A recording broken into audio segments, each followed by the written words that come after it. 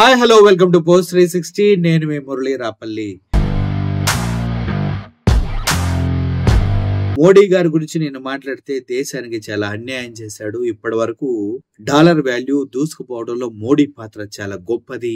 ఆయన చాలా చాలా విధాల గత 15 సంవత్సరాల్లో మన దేశ అభివృద్ధిని పాతిపెట్టారు అంటంలో ఎటువంటి సందేహం లేదు అని నేను మాట్లాడుతూ ఉంటాను. ఎందుకంటే బ్లాక్ మనీని తీసుకొస్తా అని చెప్పాడు, ఇప్పటి వరకు తీసుకురాలేదు. రంగురంగుల బట్టలు వేసుకోవటంలో ఉన్న ఆనందం ప్రజలకు సంక్షేమాన్ని అందించే విషయంలో మోడీకి ఉండదు. ఇలా చెప్పుకుంటూ పోతే మతతత్వాన్ని రెచ్చగొట్టి సామాన్య జీవితాలని అతలాకుతలం చేయటంలో బీజేపీ పార్టీది అందవేసిన చెయ్యి. అందుట్లో మోడీ తాతది ముఖ్యమైనటువంటి హస్తం. ఆర్ఎస్ఎస్ భావజాలాలతో అందరి జీవితాలని సర్వనాశనం చేయడానికి ఎన్ని మార్గాలు అయితే ఉన్నాయో మతతత్వాలని రెచ్చగొట్టి మనుషుల మనశ్శాంతిని తీసివేయటంలో మోడీ గారి పాత్ర చెప్పలేనిది.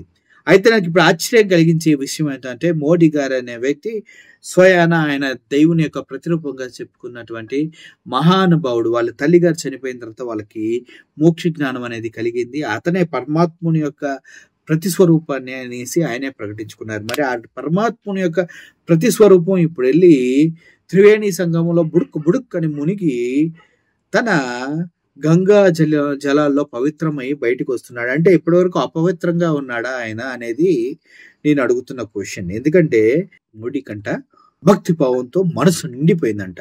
ఆయన మీరే దేవుడు కదా సార్, మీకు భక్తి భావం ఏంటి చండాలంగా అని అడగాలనుంది మోడీ తాతగానికి ఎదురుగా కనిపిస్తే. షూర్గా ఒకరోజు అడుగుదాం.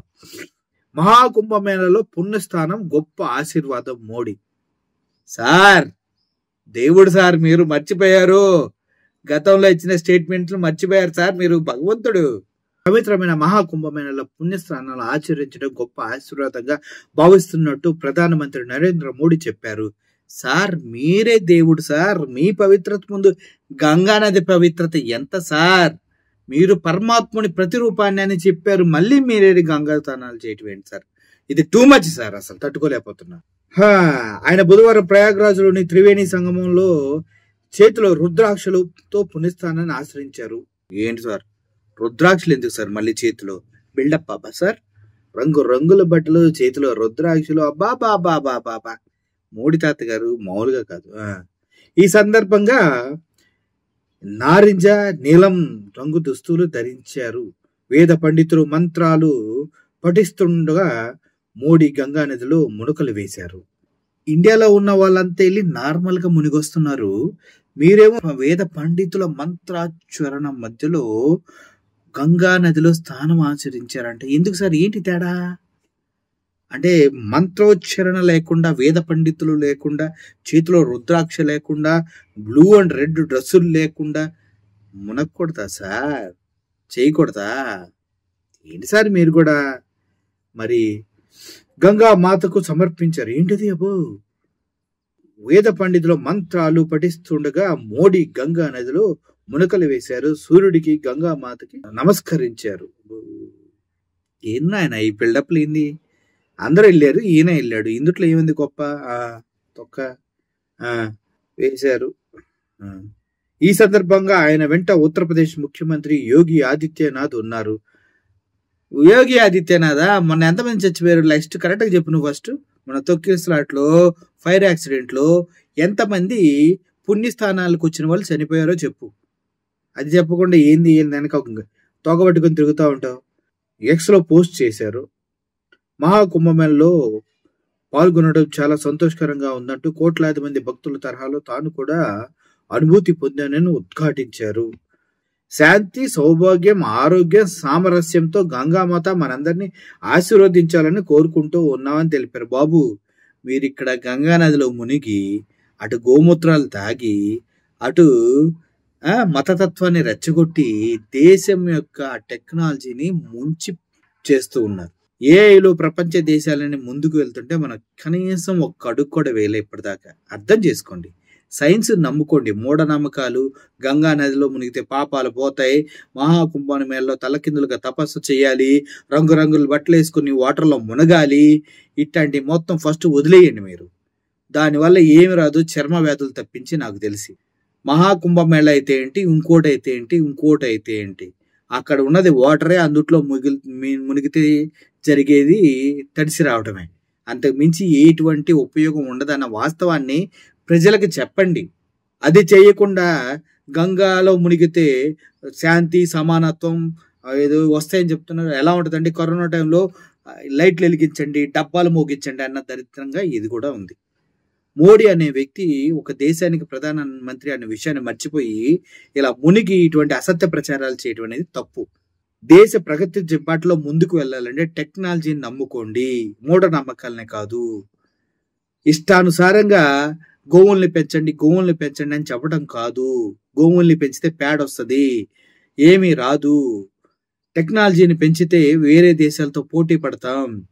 చాట్ జీపీటీ లాంటి అమెరికన్ సంస్థని ఉచ్చబోయించింది చైనా, ఒకే ఒక్క చిన్న డీప్ సీకర్ తోటి. అది ఆ మాత్రం మనం చేయలేము. మళ్ళీ అన్ని దేశాల్లో ఉన్న టెక్నాలజీ సీఈఓలంతా మన వల్లే. అట్లుంటది మనతోని.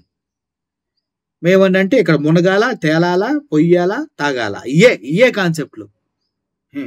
నేనే దేవుడిని అని చెప్పుకున్న ఈయన ఇప్పుడు వెళ్ళి మునిగి ఇట్లా ఉండి అట్లా ఉండి పోజుల మీద పోజులు ఇచ్చి ఫోటోలు దిగి ట్విట్టర్ హ్యాండిల్లో పోస్ట్ చేయటం ఏంటంటే నాకు అర్థం కాదు.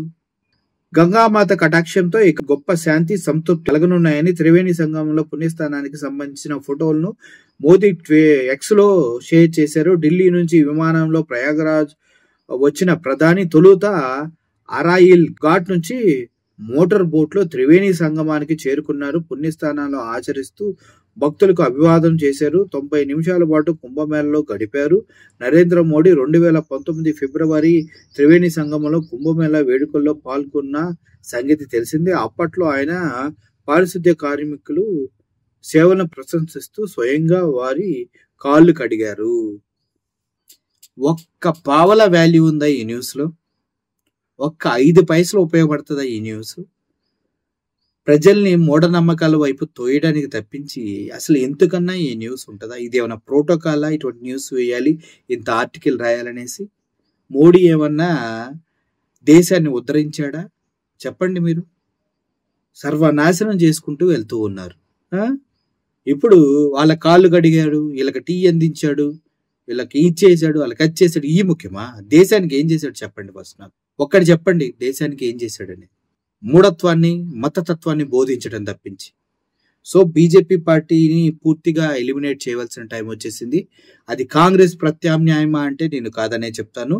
మరి ఏ పార్టీ ఏంటనేది ఆలోచించుకోండి. ఎందుకంటే ఇది కరెక్ట్ కాదు. దేశాన్ని టెక్నికల్గా ముందుకు తీసుకెళ్ళాలి, అభివృద్ధి పదంలో నడిపించాలి. మూఢత్వం, అంధత్వం, అంధభక్తం వైపు కాదు. ఈ విషయం పైన నేనైతే సీరియస్గానే మాట్లాడుతాను. ప్రతిసారి కులాలు మతాలు రెచ్చగొట్టి పార్టీలు నడుపుకునే ప్రతి ఒక్క నాయకుడు నా దృష్టిలో ఒక వ్యభిచారే. అదేవిధంగా ప్రతి బీజేపీ పార్టీ అయితే ఘోరం. అందుట్లో ఆర్ఎస్ఎస్ భావజాలాలతో ప్రతి ఒక్కరి జీవితాలని ప్రభావితం చేసే విధంగా వాళ్ళ కొడుకులు వాళ్ళ పిల్లలేమో అసలు ఎప్పుడు ఎటువంటి యాజిటేషన్స్లో ఎప్పుడు ఎటువంటి వాటిలో కనిపించరు. అమిత్ షా కావచ్చు, ఇంకొకరు కావచ్చు, వాడు ఎవడైనా కావచ్చు, బీజేపీ నాయకుల కొడుకులు ఎవరు రాజకీయాల్లో ఉండరు. వాళ్ళు బిజినెస్ మ్యాన్స్గా సూపర్ సక్సెస్ అవుతారు. వాళ్ళు మతతత్వ నినాదాలు చెయ్యరు. చేసేది పనికి మాలిన రోడ్ల మీద తిరిగే గల్లీగాళ్ళే.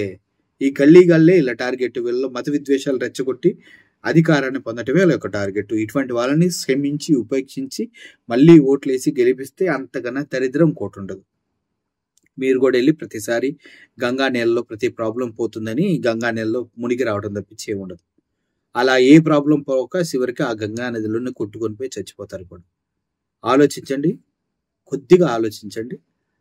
సమాజం కోసం బ్రతకండి, మీ కుటుంబాల కోసం బ్రతకండి. మీ కుటుంబంలో పుట్టిన పిల్లలు రేపొద్దున మత గొడవల్లో ఇన్వాల్వ్ అయ్యి వాడు వీడు కొట్టుకొని చంపుకునే స్థితికి తీసుకురాకుండా ఉండాలంటే ప్రతి ఒక్కరు పాటించవలసింది ఏంటంటే సో కాల్డ్ బీజేపీ గవర్నమెంట్ని దేశం నుంచి తీసేయటమే. Thank you for watching this video. ఈ వీడియో పైన మీ ఒపీనియన్ని కామెంట్ రూపంలో తెలియజేయండి. Thank you so much.